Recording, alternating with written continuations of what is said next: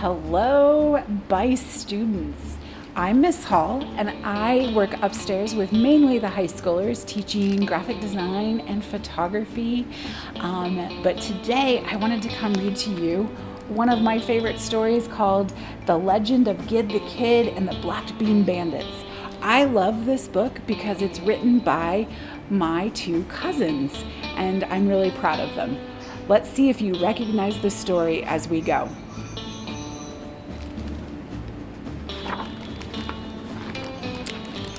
In those days, there was no sheriff, and everyone did what was right in his own eyes. The town of Promise was known through the West for its black bean chili because it was the best.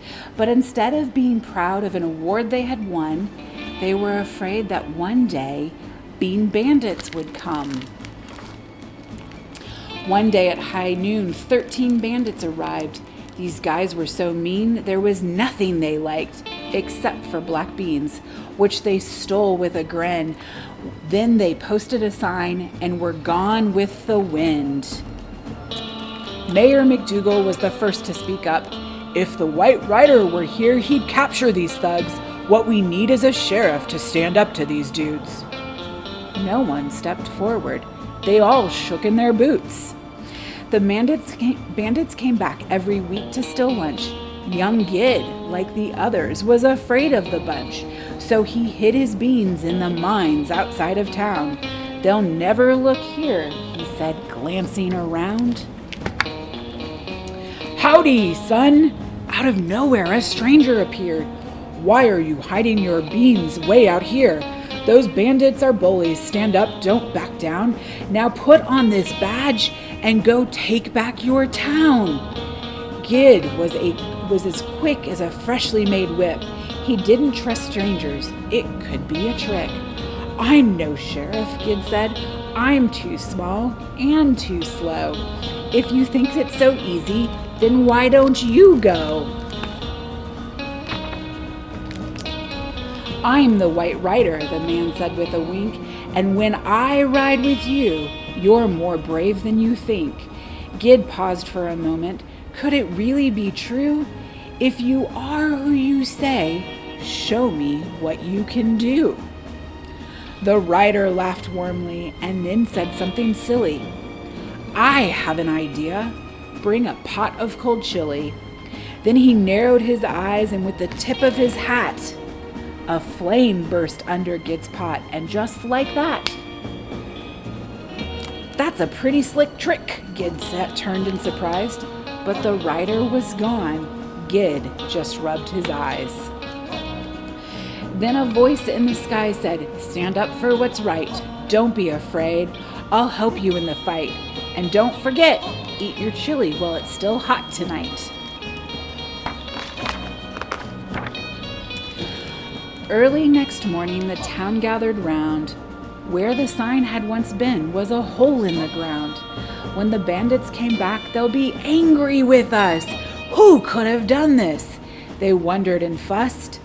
I did, Gid stated, as he stood tall and proud. With the badge on his chest, he didn't feel quite so small.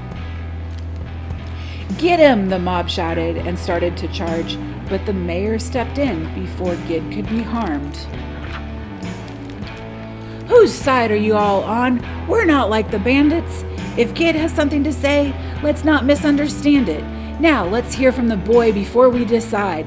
Then Gid gave the challenge to stand up, not to hide. The White Rider is back, Gid explained to the crowd, and he rides with us to take back our town. Hooray! The town shouted, the rider's alive! And 21 men saddled up for the ride.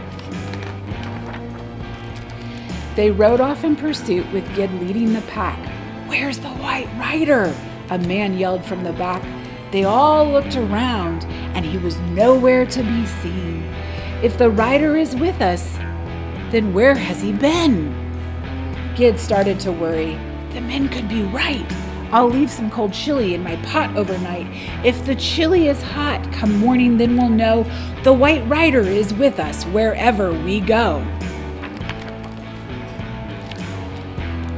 The smell of black beans woke Gid up on the spot. The White Rider was there, and the chili was hot. "Howdy, son," the White Rider said, tending the fire. "Looks like a mighty big posse you've hired." "In fact, it's too many. Counting me on your side, send home every man who has fear in his eyes." Gid needed the men, but agreed it was best. When the dust finally settled, there was just 7 left. "7's too many, I think you'll agree," the rider declared. "We only need 3. Keep only the most alert of your clan, the one who eats black beans straight out of the can." "Only 3 men against a dozen? You must be mistaken." Gid's head was a-buzzin'.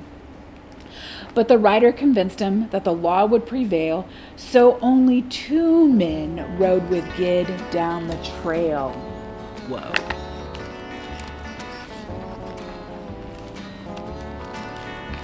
Up around the bend, they could see Devil's Bluff, where the Bean Bandits camped with their chili and stuff. "We'll set up an ambush and take them by surprise. Split up, surround them, take cover and hide."